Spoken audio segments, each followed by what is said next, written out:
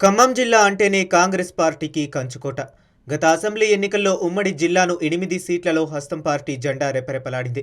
కేవలం భద్రాచలం మాత్రమే గులాబీ జెండా ఎగిరింది. అటు కొత్తగూడెం కాంగ్రెస్ మిత్రపక్షం సిపిఐ పార్టీ విజయం సాధించింది. అయితే గులాబీ పార్టీ నుంచి గెలుపొందిన తెల్ల వెంకట్రావు కూడా చివరకు కాంగ్రెస్ పార్టీ కండువా కప్పుకోవడంతో జిల్లాలో గులాబీ పార్టీ అడ్రస్ గల్లంతైంది.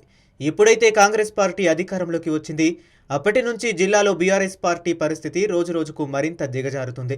తాజాగా ఖమ్మం మున్సిపల్ కార్పొరేషన్పై అధికార పార్టీ నేతలు నజరు పెట్టారు. గులాబీ పార్టీకి చెందిన కొందరు కౌన్సిలర్లకు కాంగ్రెస్ కండువాలు కప్పేశారు. ప్రస్తుతం జిల్లా మొత్తంలో కాంగ్రెస్ పార్టీ ఎంతో బలంగా ఉన్నప్పటికీ గులాబీ లీడర్లకు ఎందుకు చేర్చుకున్నారని అధికార పార్టీ నేతలు తెగ గుసగుసలాడుకుంటున్నారు.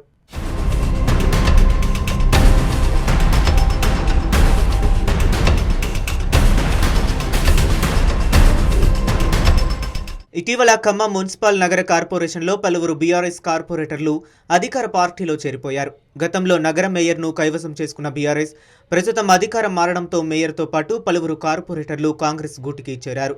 ఖమ్మంలో మొత్తం 60 డివిజన్లు ఉన్నాయి. కాంగ్రెస్ పార్టీకి 40 మంది కార్పొరేటర్లు ఉండగా గులాబీ పార్టీకి 15 మంది కార్పొరేటర్లు ఉన్నారు. మిగతావి సిపిఐ, సిపిఎం, బీజేపీ నుండి ఒకరిద్దరు కార్పొరేటర్లు ఉన్నారు. గతంలో కాంగ్రెస్ 10 స్థానాలకే పరిమితమైంది. అసెంబ్లీ ఎన్నికల తరువాత బీఆర్ఎస్ నుంచి కాంగ్రెస్ పార్టీలోకి చేరిన కార్పొరేటర్లతో కలిసి అధికార పార్టీ బలం 40 మంది కార్పొరేటర్లకు చేరుకుని బలంగా ఉంది. గత అసెంబ్లీ ఎన్నికల సమయంలో కాంగ్రెస్కు తక్కువ మంది కార్పొరేటర్లు ఉన్నప్పటికీ తుమ్మల నాగేశ్వరరావు భారీ మెజారిటీతో గెలిచారు. తుమ్మల గెలుపుతో బీఆర్ఎస్ నుంచి కాంగ్రెస్లోకి భారీ చేరికలు జరిగాయి. ఇప్పుడు కార్పొరేషన్ ఎన్నికలు సమీపిస్తున్న తరుణంలో మళ్లీ చేరికలకు కాంగ్రెస్ తెరలేపింది.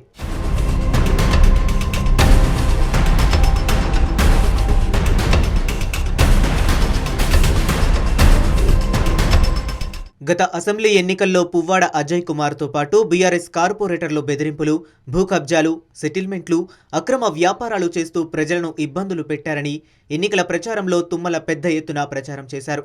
అనంతరం భారీ మెజారిటీతో ఆయన గెలిచారు. అయితే అప్పుడు ఆరోపణలు చేసిన మంత్రి వారిని పార్టీలోకి చేర్చుకోవడంపై ఇప్పుడు ఖమ్మంలో చర్చ జరుగుతుంది. మరోవైపు ఆరోపణలు చేసిన వారే కార్పొరేటర్లను చేర్చుకోవటం ఏమిటని పలువురు బీఆర్ఎస్ నేతలు ప్రశ్నిస్తున్నారు.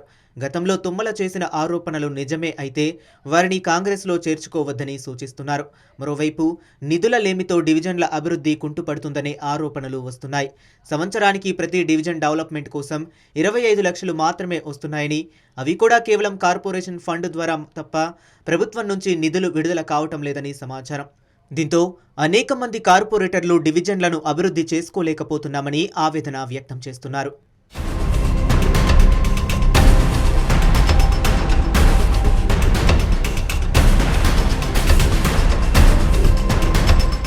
మరోవైపు ఖమ్మంలో కాంగ్రెస్ బలంగా ఉందని చెబుతున్న నేతలు ఇతర పార్టీల నుంచి ఎందుకు చేరికలు చేసుకుంటున్నారనే విమర్శలు వస్తున్నాయి.